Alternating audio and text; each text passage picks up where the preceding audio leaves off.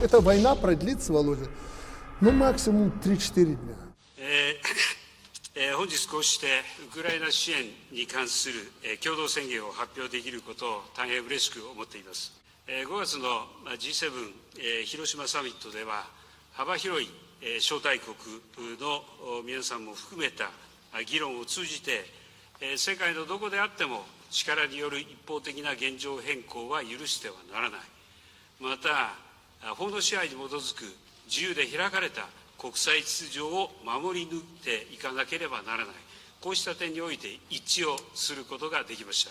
広島サミットから時を置かずして、こうして G7 首脳とボロディミルで再び集まることができたこと、意義深いものだと思います。今後、ウクライナ支援という考え方を共有するいかなる国にもこの宣言は開かれています。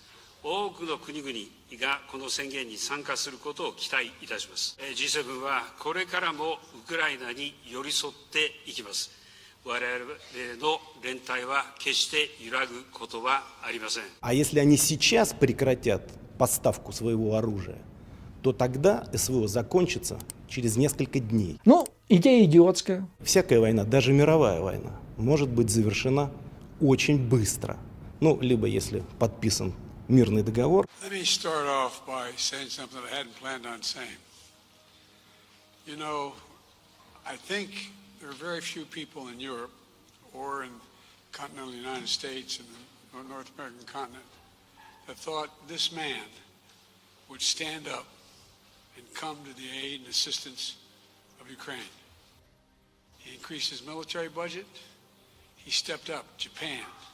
Japan, because he understood that when any part of the world has 185,000 people, soldiers crossing a border, stealing sovereignty from another nation, that it affects the whole world.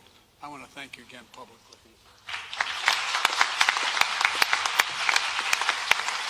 We just concluded the first meeting of the NATO-Ukraine Council, and all our allies agreed Ukraine's future lies in NATO.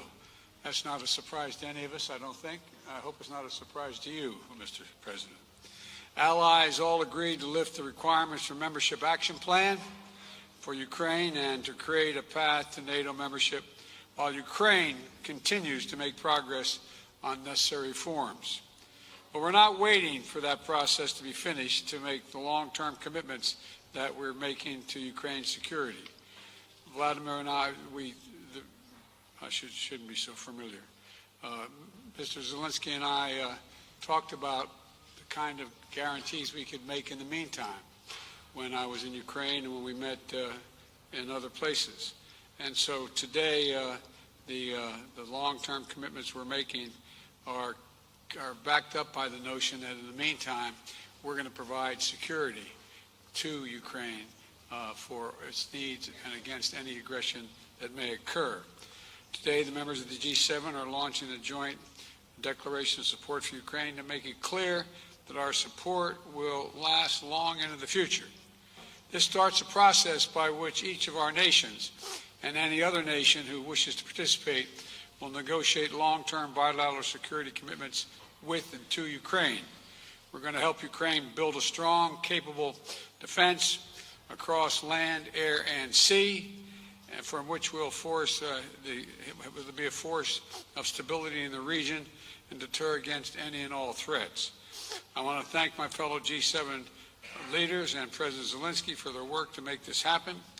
I think it's a powerful statement of our commitment to Ukraine as it defends its freedom today and as it rebuilds the future. And we're going to be there as long as that takes. And again, I thank all my colleagues for their support for this.